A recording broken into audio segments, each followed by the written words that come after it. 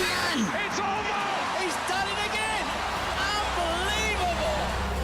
Oh, straight into the roof of the net. Nice one. Straight down the middle. So, a good performance from both Hi, teams welcome here to today. Firstpost. I'm Rupha Ramani. Let's get started.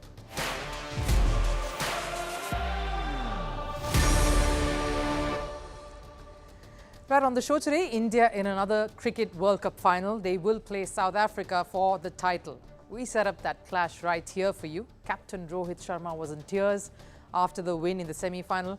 A team in a World Cup final for the first time versus one that last won the T20 World Cup way back in 2007. It's going to be an intense fight to the finish. And we'll, of course, bring you special coverage tomorrow of the same. But in other stories, in the Euros, the top dogs are being pushed out by the underdogs. Ronaldo, Mbappe, Kane at the mercy of the smaller teams. Which are the countries and who are the key men responsible for the rise of the underdogs? And the internet exploded with news of LeBron James' son, Bronny James, being drafted for the LA Lakers. A super wow move, or is it nepotism? But first, a look at the headlines in Sports 360. Starting with football, Lionel Messi opted out of the training session with Argentina. This after Messi suffered a muscle injury. It comes ahead of Argentina's final group stage match against Peru. Argentina have already qualified for the knockouts. Staying with Copa America, Uruguay inched a step closer to making it to the next round. They thrashed Bolivia 5-0. Liverpool forward Darwin Núñez scored in the 7th consecutive match. Of course, he starred in the game. 14th ranked Uruguay are vying for their record 16th Copa America title. NFL has lost the Sunday ticket lawsuit to Los Angeles court. The 8-year-long battle accused NFL of overcharging football fans for Sunday broadcast subscriptions. The jury has asked NFL to pay $4.7 billion. An NFL spokesperson said that the body will appeal the decision in a higher court. Over in chess, India's D. Gukesh started his Superbet Classic 2024 campaign on a winning note. Gukesh defeated Bogda Daniel Diak in the first round and secured a draw against Ian Nepomniachtchi in the second. That lasted 90 moves. Gukesh, with 1.5 points, is in joint lead with Fabiano Caruana.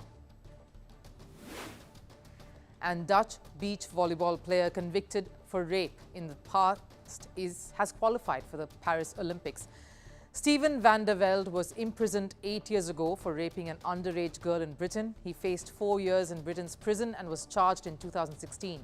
After his release, he sought counselling and will now represent Netherlands in Paris.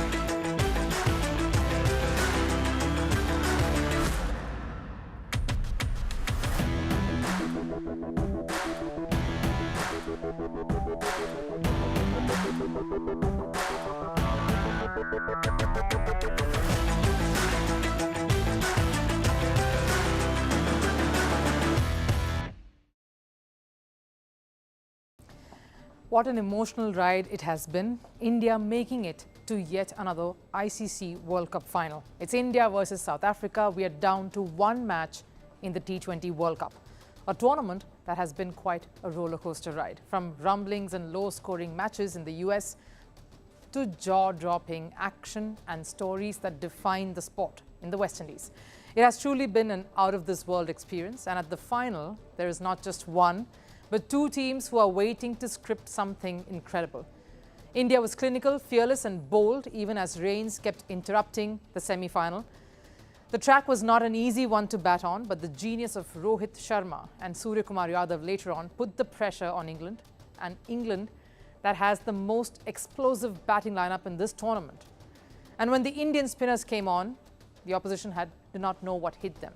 This was not a defending champion playing. It was a team that was at the mercy of a side that has played some unbelievable cricket. And the win opened the floodgates of emotions.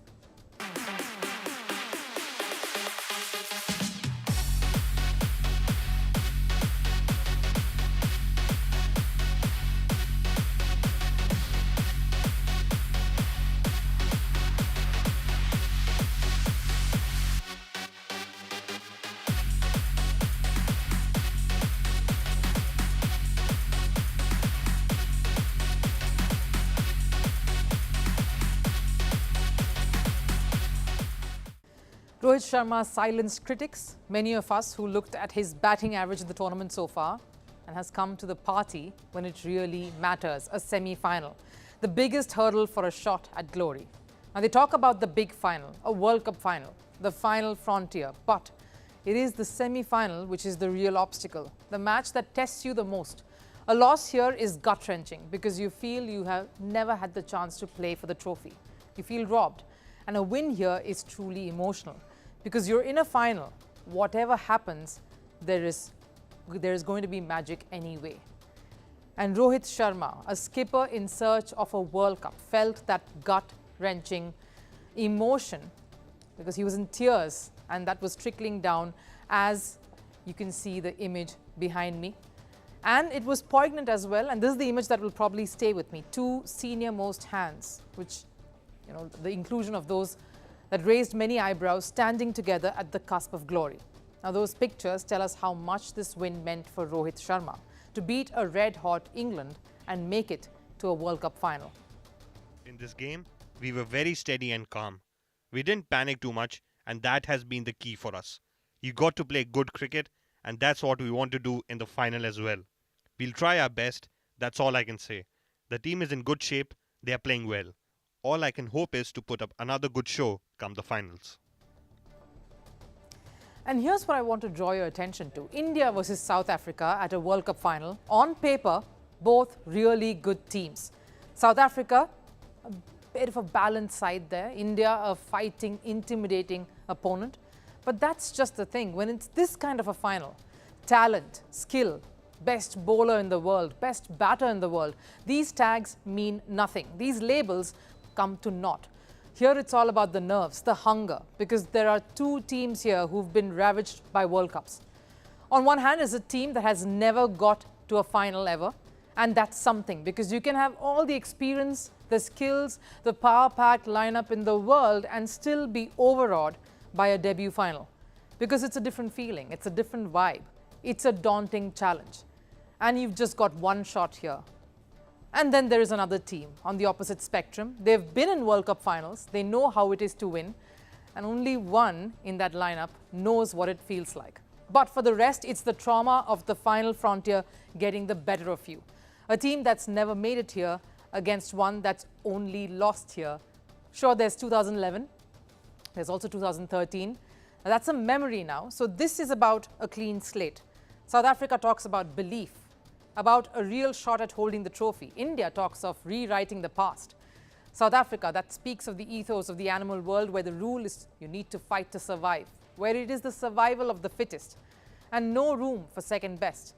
Will they harness that mentality when it comes to this final? And then there's India, a team that comes from a country that lives and breathes Bollywood, where revenge, redemption is the narrative for the hero, the central character, where avenging a loss and the ultimate reversal of fortunes is the only character arc. Can India take that and script its Bollywood-esque triumph? One thing is certain, the win will come down to psychology. Can South Africa keep the horrors of the last time that they faced India and crumbled? It was at the World Cup last year. To play a fearless, unbridled brand of cricket on Saturday. And can India put aside the disappointment and nerves of losing a World Cup final to emerge champions this weekend?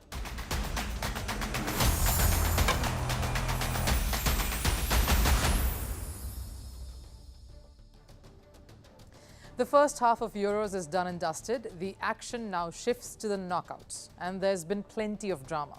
Fans getting into brawls, Serbia getting fined, managers being attacked, and big names like Kevin De Bruyne, Harry Kane being booed. No, I'm not saying the Euros have just been controversial or chaotic, but Germany has been the center stage of pretty strong emotions. Amid all this has been the rise of the underdogs. The build-up to Euros was about Cristiano Ronaldo's comeback, Kylian Mbappe's French ambition, Toni Kroos's perfect farewell, and of course, England and their hopes that it'll finally come home this time. But all of that has changed. The world is talking about sides like Austria, Georgia, Slovakia, Romania, not because of their fans, but because of their football. They humbled players like Mbappe, Ronaldo, Kevin De Bruyne, and Kane. Some of them even pocketed these stars. But why is this massive? These countries are still setting their foot in the world of football. Austria were put up in a group that had France, which are ranked second in the world, yet Austria managed to top that group. Slovakia and Romania outdid Belgium in Group E. England humbled by Slovenia. And of course, the stunner of them all, 74th ranked Georgia, stopping 6th ranked Portugal in its tracks. Countries that no one gave a chance to, that no one even looked at to do anything close to amazing, have outclassed big nations.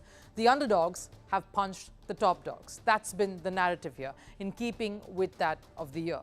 But let me drive this point home further. We look at talent vis-a-vis the population of a country like India in cricket.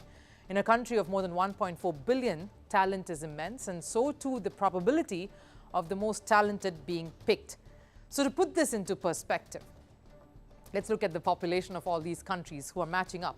Slovenia only has a population of close to 2 million, which is not even 5% of England.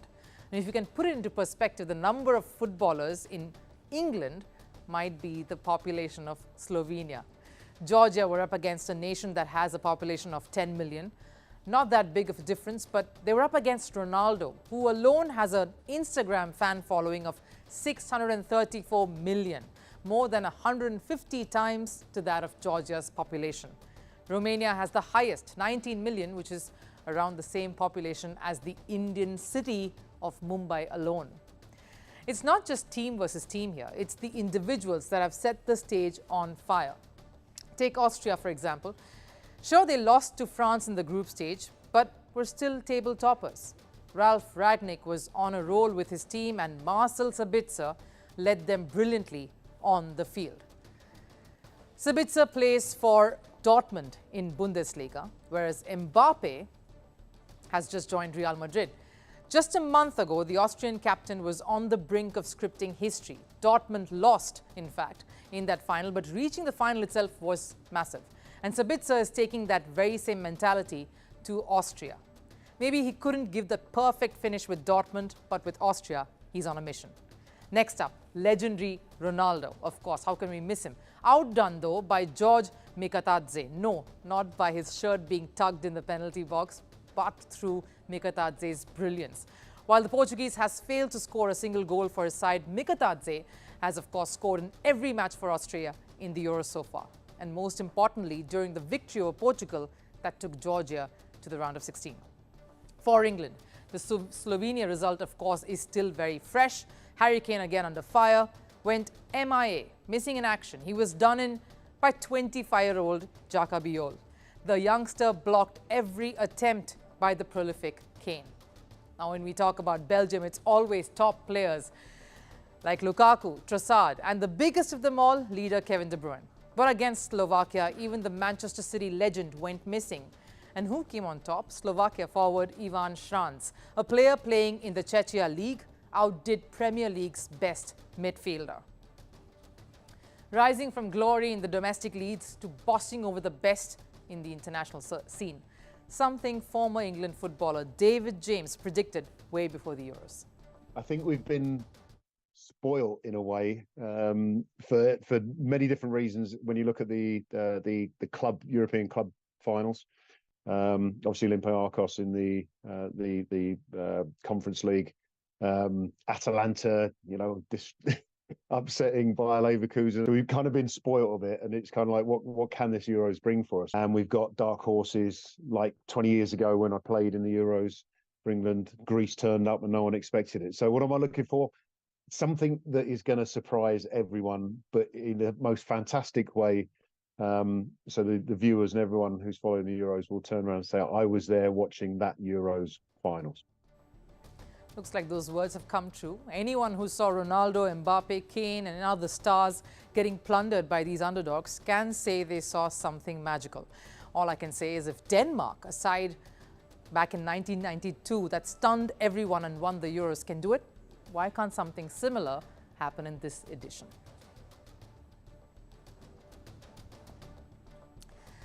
Legacy continues in sports, of course. You see fandom being transferred to the next generation, or athletes wanting their kids to represent the same team that they did. Like cricketers Sachin Tendulkar and Arjun Tendulkar playing for Mumbai, or Alfie Holland and Erling Haaland playing for Manchester City. And it happens over years. A father-son duo representing the same team at the same time. Same team is possible, but not at the same time. Definitely across different time periods. But the legend that LeBron is, he's made the unthinkable happen. Los Angeles Lakers have drafted LeBron's son, Bronny James, into the team, giving everyone the dream of possibly seeing the two play together. A first in NBA history. While this is a historic move, there are many calling this nepotism. But what's the real deal? Let's find out. The year was 2003. A 19-year-old 6 feet 9 inch tall man from Akron, Ohio, joined Cleveland Cavaliers. A prodigy at that time. His name, LeBron James. Fast forward to 2024 and the guy is an NBA legend. All-time highest scorer, 4-time NBA champion, 20-time All-NBA pick. And he's not done just yet, still going strong at the highest level. But even as LeBron continues his legacy, his son is already here to create his own. At the same age when LeBron joined Cavaliers, his son Bronny has now been drafted into the Lakers squad. A historic move. Everyone is going gaga over it, and the internet is abuzz.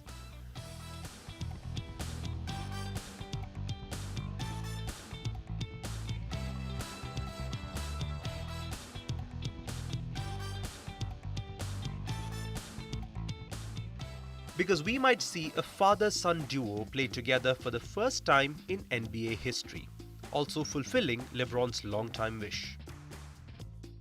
I need to be on the floor with my boy. I got to be on the floor with Bronny. I've done what I have had to do in this league, and my son is going to take his journey.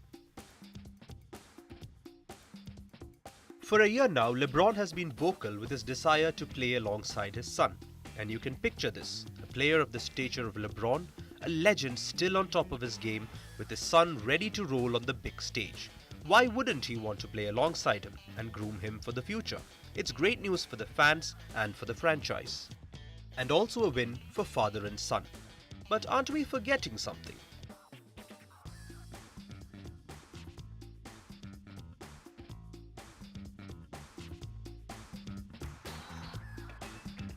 Yep, that's the word I was looking for. Not to say Bronny isn't good. I mean, how far can the apple fall from the tree? He has been decent for his university. In his only season while playing Southern California, Bronny averaged 4.8 points, 2.8 assists and 2.6 rebounds per game. Not fantastic numbers, but his skills projected him to be the next big thing. Unfortunately, life had other plans. In 2021, Bronny went into a cardiac arrest during a workout. He had to undergo surgery and the road to recovery has been long and hard. The NBA's fitness panel finally cleared Bronny this year, marking the last step towards his eligibility in the 2024 NBA draft. But the question of his consistency and lack of practice comes in here. In a phase where Lakers have been struggling, can they risk featuring Bronny so soon? Because Bronny might bring in fresh perspective, but is he the player to take Lakers forward without any game time? The other view is this. Lakers might have won 17 NBA titles, but their last triumph came in 2020. 4 years on and no title, even with LeBron in the team. And to make matters worse, they did not even qualify for the finals this time. So the Lakers are desperate. They are known for retaining players rather than signing unknown ones. And in a phase where they haven't been winning, they will need to rebuild their squad. While Bronny's signing may have the whiff of nepotism, there is another side to this. James's future at Lakers wasn't certain. The NBA legend is eligible for a 3-year contract due to NBA's rule, and James can decide to opt out and stay a free agent, the deadline to which is fast approaching. So Lakers drafting Bronny could be that peace offering to get senior James to stay on, a decision to keep the legend at the club. So a clear win-win for both Lakers and the James family, isn't it? Time for last serve. Now, what can be a player's biggest fear? Losing a string of matches can be one. Being woefully out of form, yes, but what about a sinkhole in the middle of the field? A football stadium in Illinois caved right in. Reports say an underground mine led to the horrific collapse. Visuals are dramatic.